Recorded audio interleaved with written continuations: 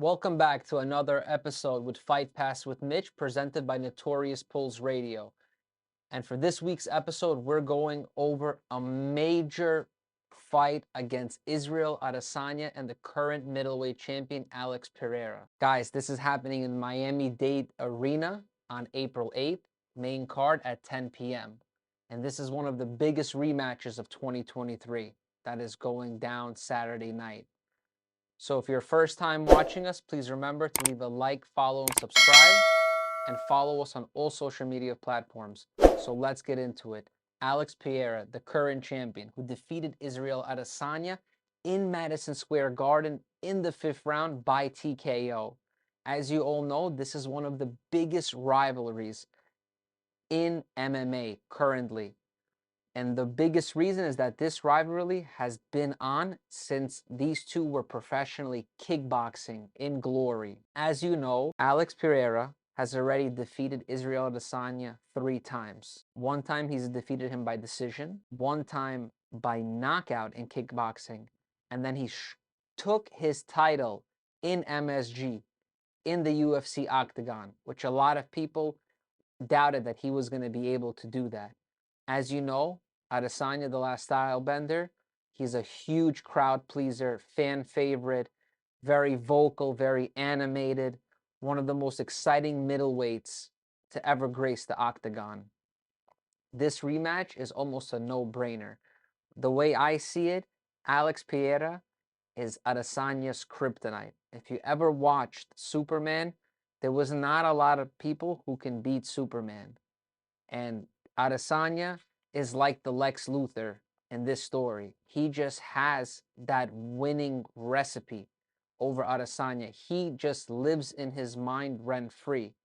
As you know, Pereira is only getting better. He's with a very modest record of 7-1 currently as a professional MMA fighter. Adesanya, on the other hand, is 23-2. He has a plethora more of experience. He has faced far greater talent like Robert Whittaker, Marvin Vettori, Jared Cannonier, Yoel Romero, Jan Blachowicz. He has faced the who's who in the middleweight division. Pereira almost has a little bit of that Dana White privilege where he was able to become a middleweight champion in his 4th UFC fight. But I understand he deserves it because the storyline made sense. He got the step up after he was able to knock out Sean Strickland. He beat also Bruno Silva, and he had a beautiful finish on against Andreas Michailidis. These two middleweights are bound to be on a very exciting night. I'm so happy that this card is going down in Miami. As you know, there's going to be a huge Spanish crowd, Cubans, Puerto Ricans, a lot of Latin American fans will be there. Brazilians, of course, for Alex Pereira. Obviously, you know Izzy has a huge global fan base, so I'm expecting this is going to be an absolute sold-out arena, and this is going to be one of the biggest cards in 2023. The co-main event is going to be another huge showdown, and that's with Gilbert Burns, aka Durinho, going against Jorge Gamebred Masvidal. As you know, Gilbert Durinho is the number 5 ranked welterweight in the UFC, and Masvidal is the number 11th ranked welterweight in the UFC. Gilbert Burns is coming off a very nice win against Neil Magny, and Masvidal is currently on a 3-fight losing streak. Masvidal has lost to Colby Covington, and he took 2 losses to Kamaru Usman. One of those losses was with a massive knockout, which is one of the biggest knockouts, and I think the only person to ever KO Masvidal inside the octagon. As you know, Masvidal has been very eminent calling out Colby Covington and Chimaev. He's talking a lot of shit about Chimaev not being able to make weight and is making huge allegations that he's taking steroids. But nonetheless, Masvidal should not be worried about anybody else but Burns. Burns, as you know, is built like a ninja turtle. The dude is an absolute freak. He carries a lot of power, and he is a fantastic grappler and jiu-jitsu practitioner. When Gilbert Burns fought Khamzat Chimaev, even though he lost, he was the only person that was this close to actually putting the lights out on Chimaev. His approach to sit out and slug with Chimaev and really, really show his power that night. So I do believe that Masvidal's chin is not as strong as Chimaev's. And if he tries to go into a firefight with Burns, it's going to be an early night for him.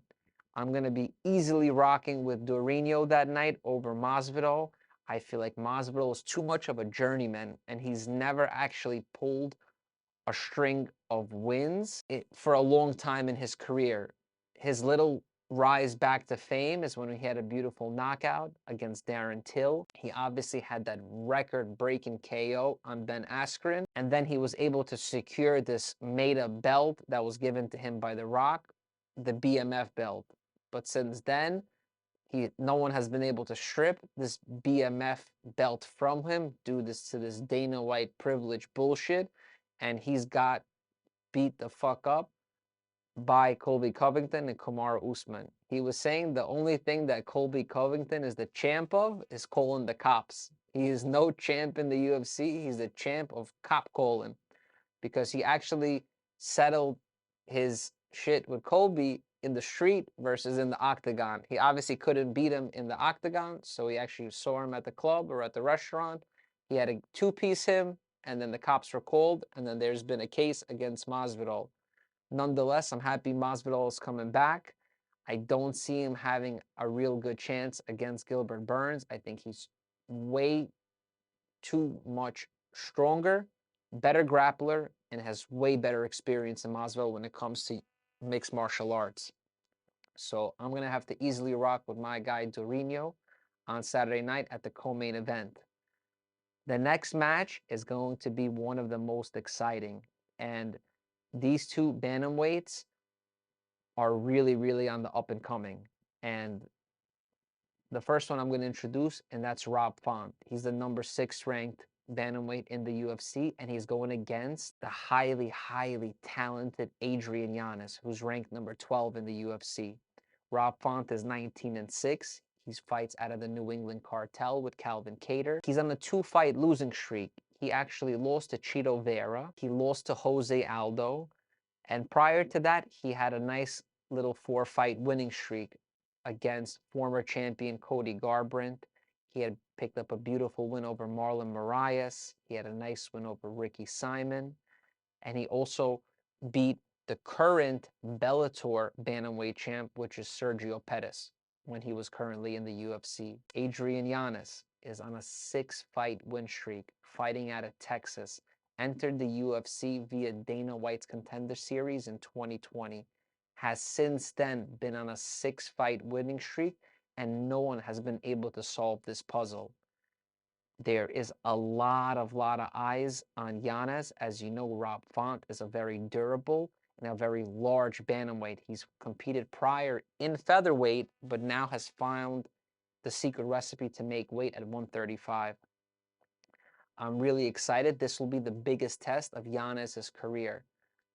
I'm going to have to give Yanez the favor during this match because I do believe that he has a little bit of less wear and tear on his body, and he has not been able to figure it out, and his style will match beautifully with Rob Font's. These guys are both fantastic strikers, so this is going to be a very pure striking match, and I do see Adrian Yanez coming out on top Saturday night.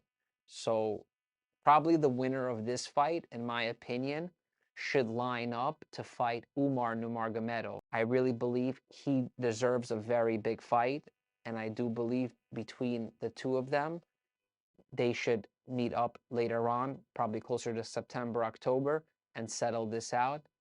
The winner of this fight gets Umar Nurmagomedov, and I think that's going to be an absolute slugfest and showdown, because a lot of people are saying that Umar should be fighting Merab, and I don't think Umar is ready to fight Merab. Merab has put in way more work.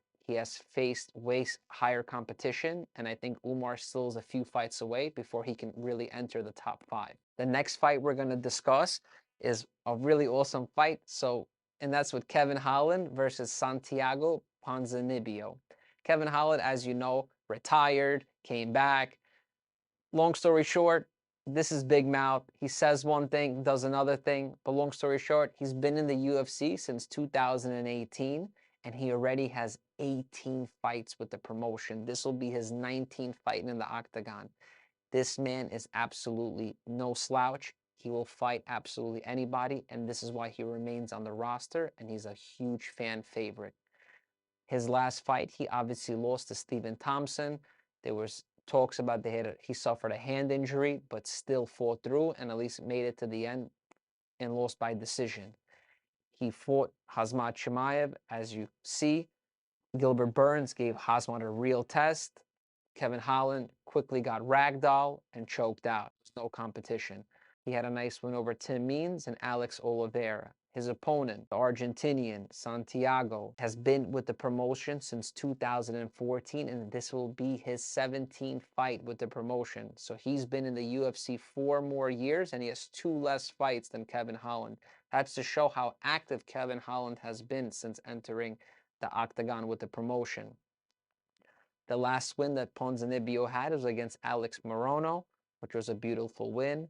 The fight before that, he fought the very crafty, very unorthodox Michel Pereira, and he lost to Geoff Neal. He's been a little bit on and off with winning and losing, but I do believe he has what it takes to take on Kevin Holland. He has the experience, and I do believe he'll be the one to shut Big Mouth's mouth once again.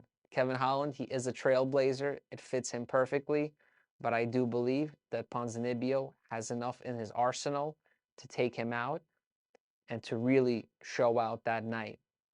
Obviously, the opening match in this main event is the biggest hype, the biggest trending star in my opinion, and that's the 18-year-old Raul Rosas Jr.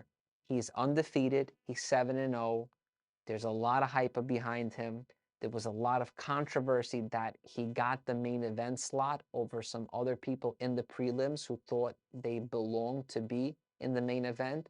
Obviously, that's not how business is conducted. Dana White and the team are very strategic. A lot of people are very interested and can relate to such a young fighter having so much success. His Dana White's Contender Series debut was spectacular, and his first fight against Jay Perrin was a beautiful finish. His opponent in Christian Rodriguez had also a fantastic win on the Contender Series, lost his UFC debut, and had a beautiful win against Joshua Weens in his last fight. I do believe that Raul Rosas is only improving and getting better. He's so young, and for him to have that much confidence and that much talent, I'm just hoping that his team is developing and training him and mentally preparing him correctly to become the star he needs to be. I'm almost want to compare him to the middleweight Bo Nickel, because there's so much pressure and hype between both these fighters entering that sky's the limit for the both of them. Raul is in one of the most exciting divisions in the UFC. There's no doubt about it that the bantamweights have the most talent in any weight class in the UFC. There's very few who will argue that, and have to understand these two will put on a fantastic performance. I'm really excited that the 18-year-old is getting the main event slot on the Israel Alex Pereira rematch main event card on Saturday night in Miami in a sold-out arena. This fight is going to either make or break Rojas. He needs to come out strong. He needs to put on a spectacular performance, and then he can keep climbing the ranks in the UFC's bantamweight division. His body's still filling out. Later down the line, we can easily see a fighter like him move to featherweight. He's still growing. He's so young. We have no idea where he will actually retire, at what weight class. As you guys know, this Saturday will be a fantastic card. It's Israel Adesanya versus Alex Pereira 2. Remember, like, follow, and subscribe us. Remember, if it ain't notorious, I don't want it. on notoriouspulls.com. We have some of the best merch. If you really want to support us, shout us out, check out our merch. And remember, we'll see you soon, and we can't wait to have you back. Thank you.